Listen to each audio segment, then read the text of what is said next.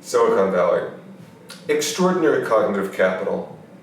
A profoundly deep tradition in the entrepreneurialism, the form of entrepreneurialism, that has transformed virtually every touch point in our lives. But it's not all rosy. We're seeing a period in which the drawer to Silicon Valley is less and less motivated by the notion of meaningful change or pursuing one's passion to transform the world, and in its place, more and more driven by pure and simple greed. People coming to the Valley with the intent to start a company, not because their passion dictates that they transform a pain point in their own existence, but rather because greed drives them to the entrepreneurial game with the precedent of so many acquiring so much.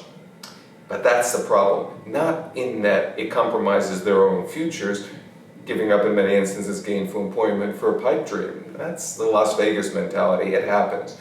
But it compromises something else in someone else, and that's what's just heartbreaking. It compromises the best entrepreneurs. It compromises those with the greatest ability to transform the world we live in, because it introduces noise. It introduces a flood of folks competing for the same eyes, the same minds, the same capital, of those vested in bringing from concept to reality through funding business. In Silicon Valley today, from the northern fringes to the southern fringes and from the coast to the bay, what you see more and more is a 90% or even 95% rate of folks just barking with the desire to do nothing more than acquire capital as the benchmark of success. They're looking to raise capital without the reason. They're looking to deploy capital with the hope of an acquisition in the billions of dollars. And those folks that simply want to build a business, those folks that simply have product or service they know to be impactful, they're being drowned out because whenever they pitch, there are 10, 20, 50 other folks pitching noise, putting folks to sleep in the room.